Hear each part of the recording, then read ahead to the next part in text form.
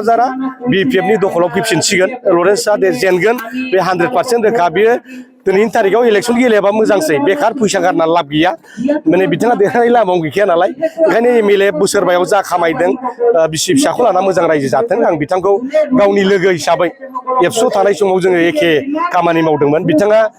जेब्लानाखि आफादगिरि जायो आं सासे नेहाथारिमोन दा ओंखायनो सासे लोगो हिसाबै बिथांखौ खावलायदों जाहाथे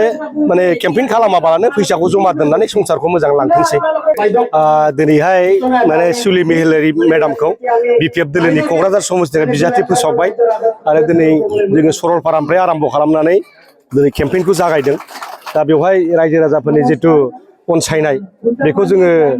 माने आलादा रोखोम नुदों आरोखि थांनाय BTC इलेक्सनफ्राव MP इलेक्सनफ्राव जेबादि BPF खौ अनसायदोंमोन दा दिनै बेहाय माने गुबुन महर लादों आगोलाव 500 जन ओंखारबा दा 1000 जन ओंखारदों दा माने देरहानाया रोखा जे माने बयबो लुबैदों जोङो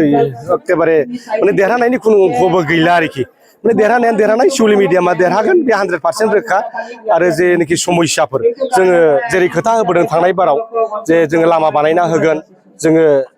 माखासे लोंनाय दैनि समस्याखौ फोजोबनानै होगोन जोङो लामा माने जेनाखि बे ओनसोलनि समस्याफोर हायार इडुकेसननि समस्या दिनै हेल्थ प्रब्लेम दा बेफोरखौ जोङो माने समस्याफोरखौ जोङो फोजोबनानै होगोन बेबादिनो जों खामानि मावगासिनो दं ओंखायनो जों निश्चित देरहागोना जों क'क्राझार बे दिनैहा मा नुदों दिनै बिथांनि बुंनाया गासैबो उल्था जालांगासिनो दङ दिनै जायखौ लानानै बिथांमोना UPPL खौ गोख्रों खालामनांदोंमोन दिनै चन्दन ब्रह्म खाम्फा बरगयारी दिनै माने जोमै औवारिमोन दिनै मावथि हाज'वारी गुनेस्वर गयारी दिनै भुपेन बर' दिनै सासेनिफ्राय सासे बिथांमोना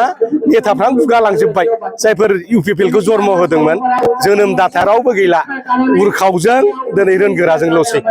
दा दिनै बिथांमोनहा माने जे बुंदों माने नायदावनानै मुजुयोब्ला खाफालाव गोग्लैयो होननाय बादि दा बिथाङा गावसिनि खाफालाव गावसोर जानानै लाबाय बे उल्था फाल्था पार्टिया दिनै माने जोबलांखाबाय जास्ट ओरैनो बिथांमोना पार्टिखौ इलेक्सन गेलेनायनि मुङाव गेलेदों जाहाथे रायजो राजाफ्रा जाहाथे गावसोरखौ बिसासाव लायो खिन्थु देरहानो थाखाय गेलेयाखै बिसोर पार्टिखौ फोथांनायनि थाखायसो गेलेदों